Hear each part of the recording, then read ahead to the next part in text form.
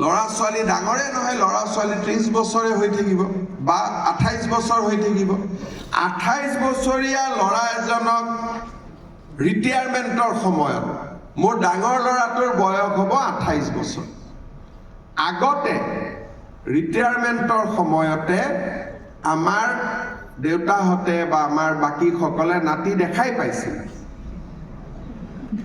আজিকালি চাক বিয়া কৰাওঁতে 30 বছৰ 31 বছৰ এনেকুৱা কৰোঁতে কৰোঁতে আমাৰ অসমীয়া মানুহৰ সংখ্যাটো লাহে লাহে কমি গৈ আছে। আপোনালোকে চাব যে অসমীয়া গাঁৱত গ'লে আজিকালি বাচ্চা দেখাই নাপায়।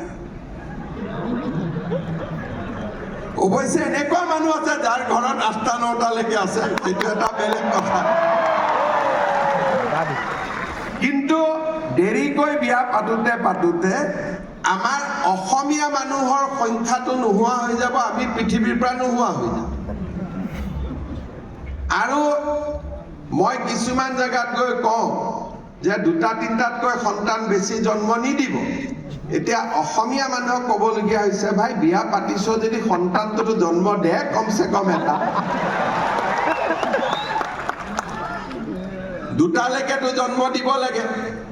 না দাদা বৰ দিগদাৰ লাগে, ভয় লাগে, কি কৰোঁ, ল'ৰাটো জন্ম হ'লে কেনেকৈ খুৱাম। ইমান চিন্তা কৰি থাকিলেতো নহ'ব। আমাৰ অসমীয়া মানুহৰ সঁচ থাকিব লাগিবনে নাই 20 বছৰ পিছত 50 বছৰ পিছত। সেইকাৰণে যিসকলে বিয়া পতা নাই, এবছৰত বিয়া পাতি বিয়াৰ চিঠি মোক পঠাব লাগে, ঠিক আছে?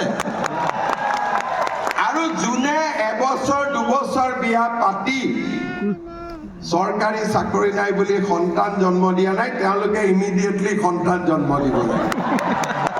এই 2টা পৰামৰ্শ মোৰ ব্যক্তিগতভাৱে থাকিল।